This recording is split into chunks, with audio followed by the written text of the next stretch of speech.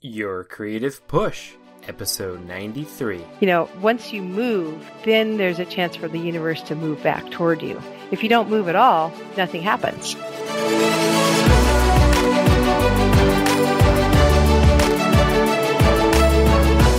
Welcome to Your Creative Push, the podcast that pushes you to pursue your creative passions. I'm your host, Youngman Brown, and my guest today is Donna Kater. Donna is known as a master in the art of reinventing oneself, particularly after a life-changing event. She is dedicated to helping people survive, come alive, and thrive. She shares practical tips about how to heal your past so that you can move toward a brighter future. And Donna has created 2 online video courses and has a book coming out in June entitled, I'm Still Alive, Now What? How to Survive and Thrive After a Life-Changing Event. Donna, thank you so much for coming on the show. I was wondering if you could maybe tell us a little bit more about your history and kind of how you got to this point. Sure. Well, first of all, thank you so much for having me. I really appreciate it, and it's great to talk with you. Of course. I've reinvented myself quite a few times in my life, and the first thing I guess that probably happened to me was I was 8 years old and my dad took us to Japan, and it really kind of changed my life. And he taught me, even though I felt like I was, on another planet, he really taught me how to embrace the adventure of it and, look at the beauty and so I think I had really good parents. They really taught me to, embrace what's going on. And also my dad had polio when he was a kid, so he always walked with a limp, and I think he was in pain a lot, but he didn't let that stop him. So he really was a good example to me of just don't let anything get in the way of what you really want to do. And here he was, this kind of, small in stature and with polio, but he had a great sense of humor, and he was always, cracking jokes, and he went for education and he went for adventure. And, so first of all, I had a really good dad that, told me just how to grab life and go with it, seize the day. And then fast forward into my 20s, I had another kind of life-changing event, and my dad had passed away when I was 21, and then I got married, had a kid, divorced by the time I was 26, I think, and had a 2-year-old kid, and I found myself living almost on the street. I wasn't on the street, but I had a camper. My mom had a camper, so I borrowed that, and I lived in that with my 2-year-old.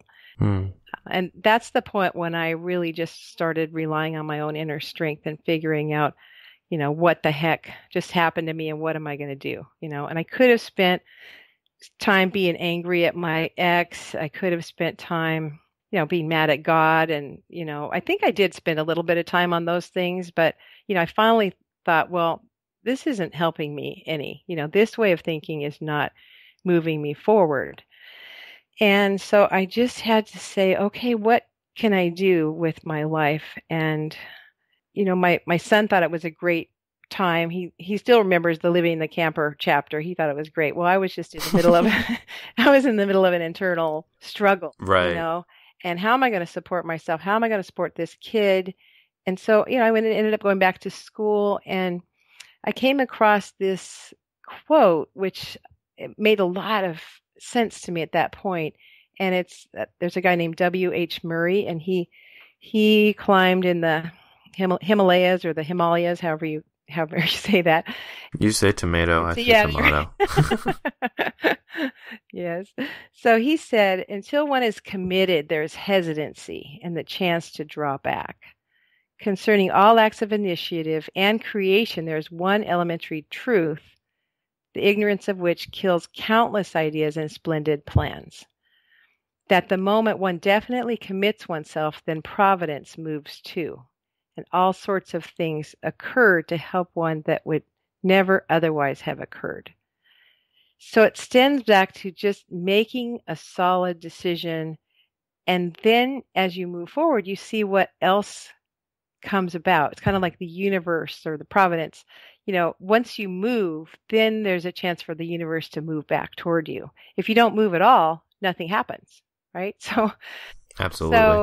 So for you, you decided to do these podcasts, and then all of a sudden you started meeting people that you could interview, and other people came forward, and I'm sure a lot of things happened because of that decision you made. Absolutely. And it doesn't mean you have to know exactly how you're going to do it, and it doesn't mean you have to know all the skills either. That's I think Hmm. my point is that like I went back to school and I didn't have all the skills I needed to become a counselor. That was my first professional job. I had the heart for it because I really cared about people, but I didn't really have the skills and I didn't have the degree. I didn't have the license at that point. But once I made the decision, I went back to school. I went to the financial aid office and I got grants and loans and I found a place to live and I found childcare and there was just like a lot of things that fell into place for me that allowed me to move forward with that goal. Yeah, it's like you're completely right. It is. I don't know if you want to call it providence or the Mm-hmm. universe or some people God or whatever. Mm-hmm. It is true that once you kind of step out and take those first steps, and then all of a sudden you see your legs are still moving and you're still moving forward, and then it's like, oh, like this isn't as hard as I thought it might be. And yeah, you're right. Like when I started the podcast, it was like first it was saying it out loud and telling somebody about it, and then it's like you make yourself accountable for it. You're like, I'm going to start a podcast on this. And actually, it's usually when you say it, it's more of like in a questioning tone, like, I think I'm going to start a podcast on this. And then as you go, you become more confident with that decision. You're like, I'm going to start a podcast about this, and then all of a sudden you're creating a podcast about creativity, and you can confidently say it, and a lot of people's eyebrows will raise, and then they'll be able to say, oh, well, guess what? Like, I do stand-up comedy, or I do painting in my free time, or I love taking photographs, but like I never show anybody. And all of a sudden you find out not only that people can help you out, people can give you inspiration, but also just there's all these people that you never knew that would never have a chance to talk about creativity until you're the one that brings it up into their universe. Right. So Yeah, exactly. it is true that once you say it, or once you believe it yourself, that everything does kind of come to you in a way. Yes, yes, yes. And you're providing a platform for people to talk about it too. Yeah, It's amazing. absolutely. And you can't see my face right now, but I'm smiling as you were talking. I had a big smile on my face. Oh, It was good. like you got it. You got it. Yeah, Yeah, yeah. yeah, yeah. It's one of those things that it's hard to figure out where it comes from. Where do you think that comes from? What is that weird thing that does seem to latch on to you whenever you decide to express yourself in that way?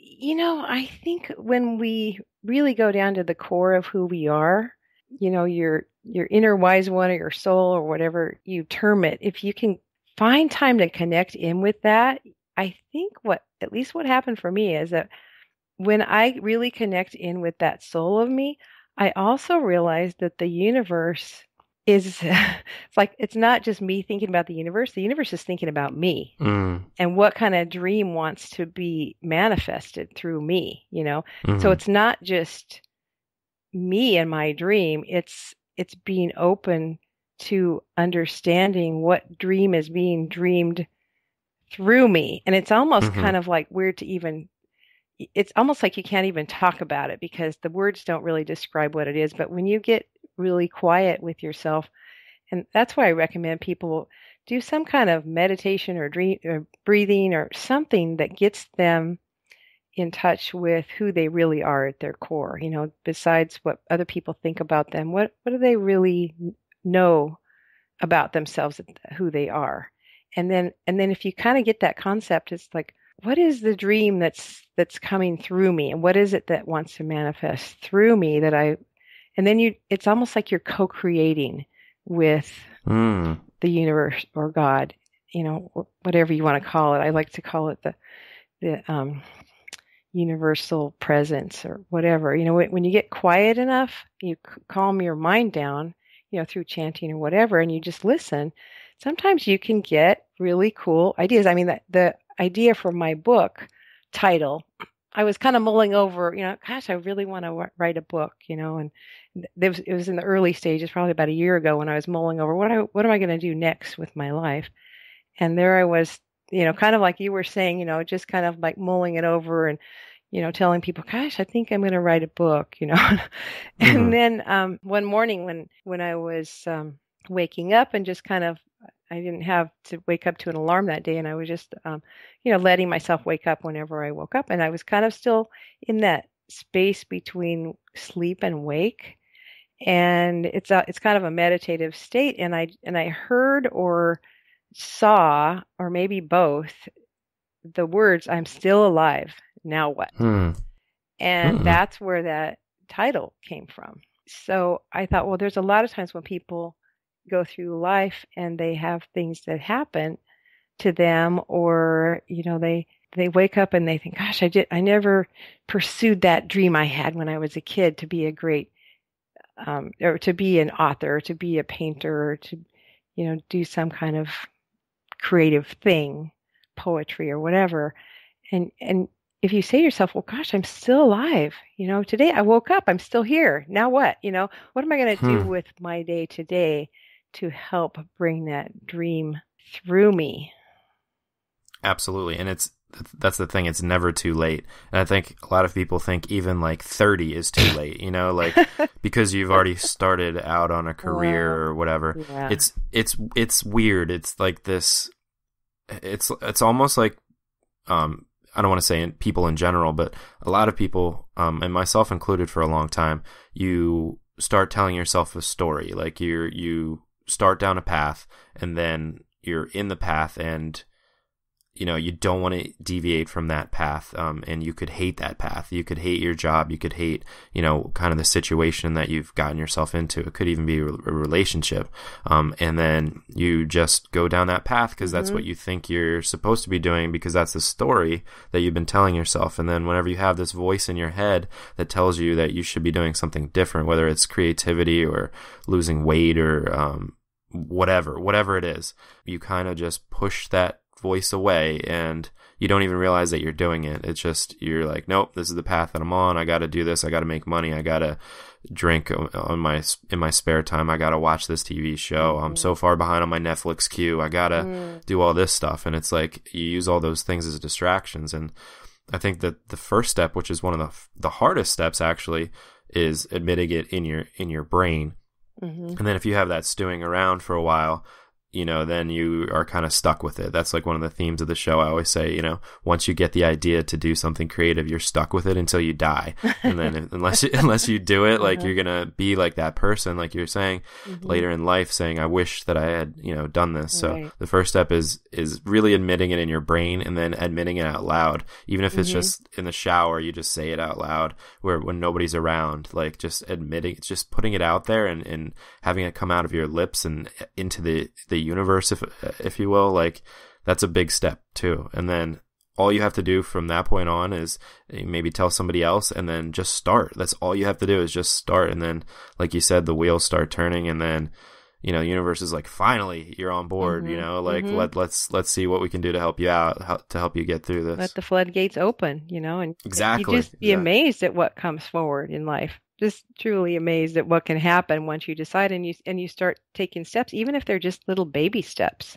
Like if you really want to write something, when you come home and, instead of taking, your glass of wine, sit down and write something for 5 minutes. That's just a little baby step. Or if you want to, start exercising, put your, first of all, go buy some good shoes, and then put them on once a day and walk outside your door. Even if you walk back in, you've taken a baby step, and then the next day you might say, well, I'm just going to walk to the end of my block. Let's do that and come back. And then next thing you know, you're walking a mile. And, so I'm all about baby steps, baby steps. What's the thing that you can commit to doing today that will move you toward that dream? And then pretty soon you're not taking just baby steps, you're taking big strides, and then you see what happens. So it can be a magnificent adventure, really. And all the baby steps add up as well. They do, yeah, for sure. If you're taking one inch every day, eventually you'll be a foot closer, and eventually you'll be a yard and then a mile closer. Right. It's just about doing that. 1,000-mile journey starts with one step. That's right. Ancient wisdom, yes. So can you take me back to the moment where you decided to, okay, universe, like, okay, I'm going to reinvent myself. I'm not going to sit in this trailer, even though my kid is loving it like it's Disney World. What really inspired you to get up and go? Well, when I was just going inside, I really checked in with myself, and as he was riding his tricycle, I was, thinking about, okay, what do I have going for me? Mm-hmm. What is it? And I have a lot of heart. I have a lot of think I got that from my mom. Well, my dad too, but my mom she just had a lot of love. I got a lot of that from her. But, I recognize it's part of me as well.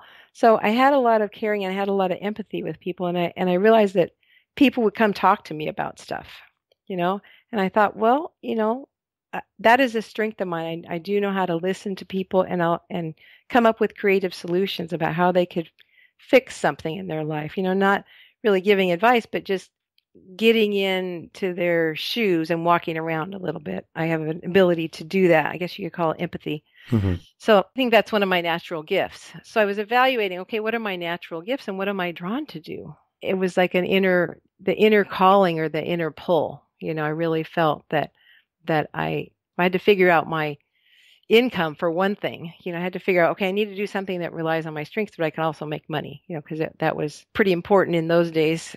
I think the thing that really got me was just really, I did a lot of really good self-talk, I think, at that point, figuring out which thoughts I had that worked and which didn't. I think I talked earlier about, blaming my ex or God or whatever. Well, that's not getting me anywhere. That's not helping me get together some money for rent, Mm-hmm. So then I just became really practical. And what's the most practical thing I can do here? So I already had some education. And then I thought, well, let me just check it out. Let's see what it takes to be a counselor, So I went to my local schools. Now I would maybe go online and see what would be available online. But in those days, I just was like, okay, what do I need to do? And then I went to the San Diego State College, San Diego State University, and I went to their admissions office and they kind of explained a little bit about my situation. And then they said, well, go over to the financial aid office and make an application. And I was amazed at what came back that could help me, But I think it was tuning in really and looking at what are my strengths and also what's pulling me or what am I being drawn to do? It goes back to what's the universe dreaming through me to do. Mm-hmm. That's the way I would kind of say it now. Absolutely. I did want to go back to something you said earlier, though, about being 30 and you think it's all over. It's never it's too late, right? Mm-hmm. So I was a counselor for lots of years. I helped lots of college students, and then I was a career counselor. I helped a lot of people, figure out their careers. And then at age 46, I decided that I wanted to change careers myself, and I wanted to be an acupuncturist. Was that always something that you had you done acupuncture Well, or like? I'd always been interested in the body and how it works, and I'd taken some massage classes, and I never did that for a living, but I helped, friends and family and occasionally made a little money at it, but it wasn't like I didn't want to do that as a career, but I was always interested in, how I could help people. Well, just how I can help people, period, in my life. I was born into a family of teachers, so I don't know if it was nature or nurture, but I've always had a desire to help people, and I wanted to help people not just by talking to them, but I wanted to be able to physically touch them, because I could tell, like with my counseling clients, sometimes they would just be so tight, and I could tell in their body that they weren't relaxed.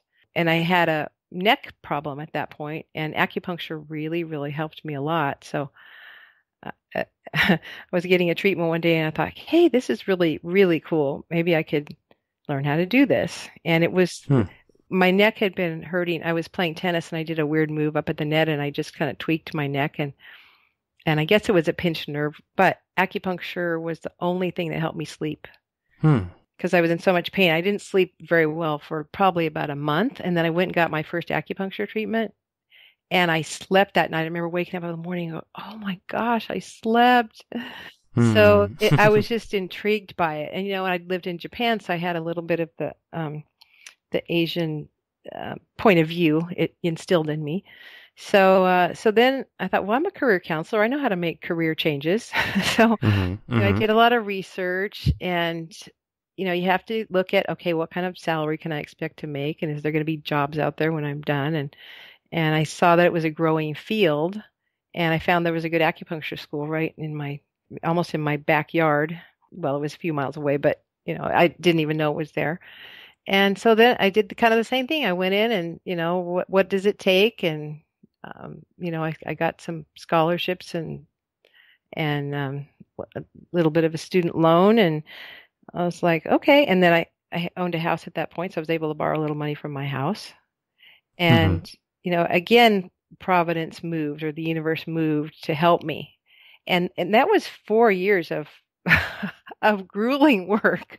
Right. I worked part-time, but my job, they let me pick my own hours because I was a career counselor, and the center was open from 8 in the morning till 8 at night. And so I could kind of pick my hours. And so I would go to school in the morning, go to work in the afternoon, and sometimes go back to school at night. And so things just kind of fell into place. So again, I kind of knew, okay, I must be on the right path here. This is all working for me. And the other thing is, I thought to myself, okay, I'm 46. It's kind of late to be entering another field. Part of me was saying that, but the other part was saying, well, what the heck, embrace the adventure of it and see what happens, And the other thing is, I thought, well, I'm going to be 50 in 4 years, whether I do this or not, right? So why not? And absolutely, I had to learn lots of Chinese herbs with, different names and combinations. And there's a lot more to going to acupuncture school than just the needle. Yeah. I mean, that was the part that I think there was maybe, I forget how many classes there were, but there was a lot more classes about herbs and herb combinations that I wasn't that interested in at that point, but I learned to love them and, eventually prescribed them. And now I know a lot about Chinese medicine. So, but that was at 46, I went back to school. So really, it's never too late. And there I was studying with people in their 20s and they became my friends. So now I have friends that are a lot younger than me, but we're still really good friends. And we had a lot in common because we were studying the same thing that we loved. And then there was a guy that was 70. Oh, wow. Once I met Marty, I was just like, oh my gosh, I'm never going to feel old in this school again. Yeah, it's all good now. Thanks, Marty. I know. I don't know if he ever became licensed or anything. He'd already retired. He was some kind of engineer or something. And he retired and thought, I'm interested in this. I'm going to go to school. I'm like, well, you go, Marty. Yeah.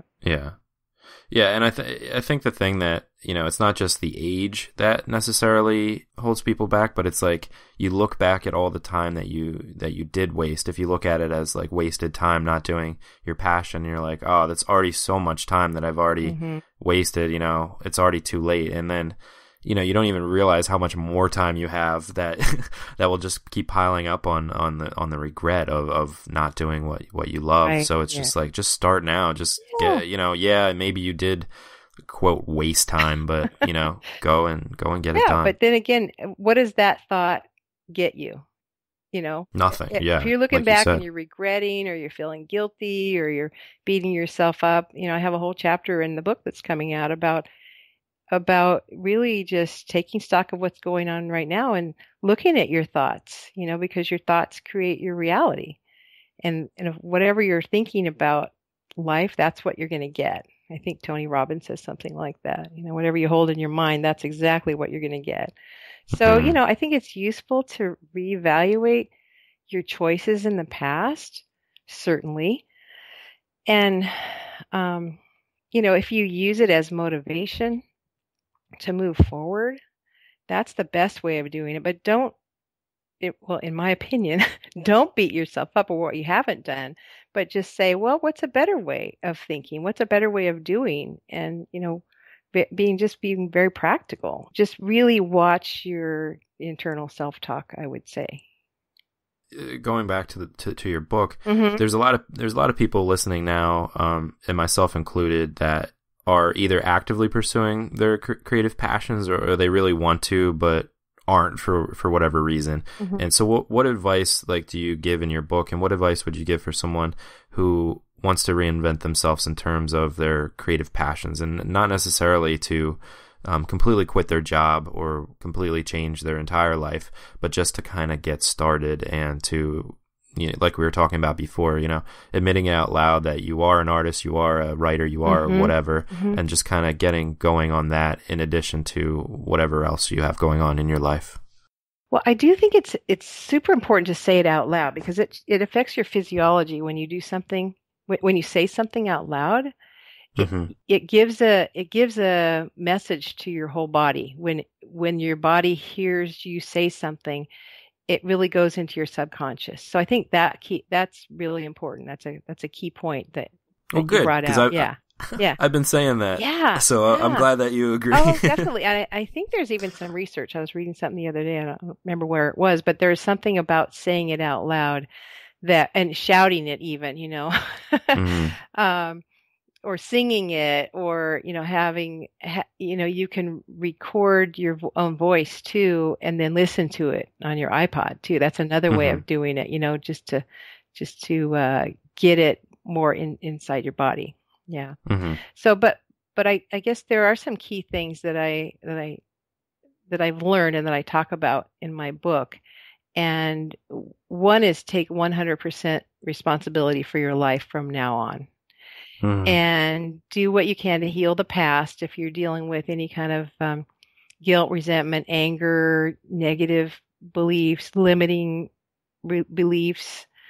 I have a whole chapter about reassessing your life, and I talk about let's break your life down into different levels: physical, emotional, mental, spiritual, and then looking at relationships and finances and career and a little bit about the imagination, because imagination, especially fear, can really hold you back. But it can also, if used creatively, it can help propel you forward. Then the next thing I would say would be to have great empathy for yourself. You got yourself to this point so far. And, I think it's really important to just love ourselves. We need more people who just really love themselves. And, the other thing that we haven't really touched on was finding good mentors in your life, because really, no man is an island, no woman is an island. And some guy said, if you hang out with chickens, you're going to cluck. If you hang out with eagles, you're going to fly, Yeah. So find mentors. And if you can't find any, that are physically close to you, you can learn from the dead guys too. I had a teacher in college that called them the wise guys, study those guys, because they had some pretty cool things to say. Socrates said some awesome things, and Emerson was great. He wrote something on self-reliance. So you can look for mentors that you can learn from, even, from reading. And then the other thing is nourishing your inner life, and take time to meditate and tune in, and I think success comes from what we were talking about before. It's not necessarily outer success, having a house or car, or whatever. It's really fulfilling your soul's purpose, which is the thing about, seeing what the universe is dreaming, through you. And what else? Oh, just, don't give up. Just keep on keeping on. I love the image of, navigating the waters, and there you are, navigating through your life as if you're on a boat, and there might be storms and seas, but you also see, peaceful sunsets and dolphins maybe swimming, but you do your best to plan and direct the course of your life. And then you can also learn how to navigate when things come up, and that, I think that comes from from having some good skills, about how to navigate the waters. And being awake and fully present, and being loving in your demeanor and to other people. And also, I think it's a good idea not to pay attention to what others think of you or your dreams. So hard, but you're right. Do them anyway. And like I said, find the eagles to hang out with. We're so fortunate these days to have the technology that we do. We don't just have access to people in our school or our town. We can really talk to people around the world that have similar vision and similar goals, and we can support each other. All good advice. Yeah. I love it. Okay, good. And the other thing I wanted to say about 100% responsibility, 99% is really hard, but 100% is a breeze. Once you've decided that this is what you're going to do, just, go for it. And before we go, I just want to say this other thing that this guy Goethe said, I think. Whatever you can do or dream you can do, begin it. Boldness has genius, power, and magic in it. Begin it now. I love that. That's also been real motivating to me. Well, that brings us very nicely into our final push, and this is where I ask you to reach through the microphone and grab the shoulder of one of the listeners that you really inspired today. That's thinking, maybe I need to reinvent myself, or maybe I need to just get started with my work, and give them your best advice and really push them to do it. Okay. So it's never too late to reinvent yourself. Never, ever, ever. Until the day you die, it's never too late to live your life. And when you wake up in the morning, you're still alive, just say, okay, what's now what for me to do today? And heal the past so you can move on. You don't have to reinvent the wheel, so you can learn from other people. Find friends along the way. Support each other in your strengths and don't give up. See what good you can do every day and leave a legacy too. Leave a legacy. You might not even get the praise or whatever in your lifetime. It's all about, could it inspire somebody else at some point in the future? Right. Yeah. And I think about that when I read, the ancient, the wise guys, look at Socrates and some of the stuff he said. To know the good is to be the good, So what is the good? Just ponder on things like that. He's been gone for hundreds of years, So there's lots of things that have been left behind by people who knew how to live a good life. So, and we're learning how to live a good life. So we need to leave things behind after we pass, because we all pass. My mom would say, it's part of the plan, Donna. Don't worry about me dying. It's part of the plan. I get to go see your dad. Yeah. Something we all have to face, unfortunately. It's like she said, it's part of the plan. The world would be even more overpopulated if everybody lived forever, right? So that's true. It's very practical. Thank you, Donna, so much for coming on the show today and for giving us that push. You're welcome. And you can find Donna on our website, which is donnakater.com. That's with a K, donnakater.com. And I think that you have something special for people listening. Yes, I do. You can go there and sign up for a free video course. I have 2 courses, one based on my book. But the free one is called Turbocharged Vision Boards. It's my own take on the vision board idea. And so I explain that. And then there's worksheets you can download and ideas about how to make a really awesome vision board. And like we were saying before about saying things out loud. So I encourage people to put affirmations on their vision board and read them out loud and kind of step into the picture and read their affirmations. And then there's also a kind of a fun twist that I put in there too, but I won't give that away. You have to go and and watch the videos. Or there's what a tease. I'm sorry. or you can email me at donnakater.com and I'll tell you. But I also have an ebook. It's a Kindle book that's all about turbocharged vision boards. Cool. Oh, there you go. All right. donnakater.com to check out all that stuff. It's free, yo. It's free. Check it out. And I'm Still Alive Now What? How to Survive and Thrive After a Life-Changing Event comes out in June. And I will be sure to mention that on the air when it does come out. And we'll have links. Thank you, Youngman. Of course. Thank you, Donna. Have a great day. Thanks. Okay. You too. Bye now. Bye. Oh, thank you so much, Donna, for coming on the show. Sometimes we get a little bit, I don't know what the word is. It's not spiritual hippie. No, hippie's not the word either. I don't know what it is, but when we talk about this thing about, putting energy out into the universe, it sometimes is met with some resistance from some people. But I am, whatever, I don't care. I am totally for it. I think that the most important thing you can do is to put out into the cosmos what you believe, what you think, what you want to achieve in your life. And that goes for really anything, but especially creative stuff, because this is the stuff that comes from within you fully. These aren't the things that you latch onto in society, the job that you hate, the norms of the society that you live within. This is the thing that you get to do. This is the thing that And the only thing really probably that you get to really express yourself with is your creative output. So it's a huge deal for you to be able to say, hey, universe, this is what I think. What do you think? And almost always the universe is going to say, I think that's great, and let me help you get there. And now, like, that's like a really kind of elementary way to perceive that. But sometimes it takes a really elementary step to get in the right direction when you want to change things in your life, when you want to express yourself that way.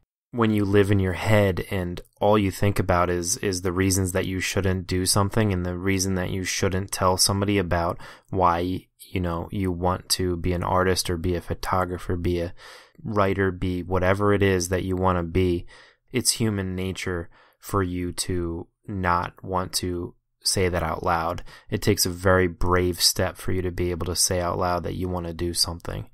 And it's a really important step, and it's a really easy step once you actually do it, but it's really hard to get the bravery to actually say out loud to the universe that, yes, this is what I want to be. But the thing is, once you say to the universe, this is what I want to be, the universe becomes a lot smaller than it is, and suddenly you have a very easy goal to achieve. It's to become that thing that you want to be, to do that thing that's been on your mind. Suddenly it's very easy. You just have a very simple task ahead of you, and it's just to do the work to become that thing. It's not as grand of a goal as it once was. But the other thing is that suddenly the universe is also bigger at the same time, because you will get help from angles that you never thought you would get them from, because you've never put yourself out there before to ask for that help from somewhere else. So it's an amazing experience to really just say out loud what you want to do and just try to do it. And I know a lot of you listening, you might think that you say out loud what you want to do, what you want to achieve, where you really, really desperately want to go as your end goal. You want to be a professional artist. You want to be a professional writer. You want to make this into your career. I totally get it. But really ask yourself, have you said it out loud? Have you told people that this is it? This is what you're going to do. This is me, and this is where I'm going with my life. This is what I want to achieve with my life. And I know that it's easy to listen to a podcast and to have this relationship with all these people that we've been talking to, of hearing the inspiration and, feeling like you're a part of it. But it really goes a little bit further than that. If you want something, you have to actually, in your actual real life, say it out loud. So my challenge to you is to really ask yourself, have I said this out loud? Have I actually expressed this to the universe? And by the universe, I just mean yourself and other people, not just the universe of your brain, of the things that are going on silently within your head. Have you actually expressed into the world what you want to accomplish? And if you haven't, I challenge you to try to do that.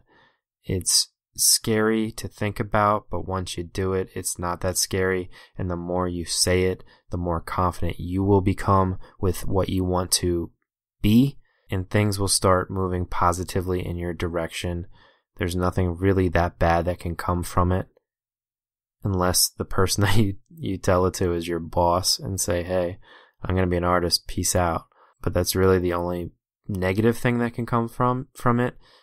So try to keep that in mind as you put yourself out there into the world, and just go for it. Really, let's try to start making some steps here to just go for it and make something new of your life. I think it's a beautiful thing to try out, and I would love for you to try it out and see where it goes. But that's really all I got for you today. I kind of ranted a little bit longer than I wanted to, but hopefully you're inspired to go and get your work done. Hopefully you're inspired to go and start thinking about changing your life. If you need the push again, we will be here for you tomorrow, and I hope that you tune in again. Let's get this going, guys. Thank you so much for listening. I love you, and we will catch you tomorrow if you need the push again. Bye.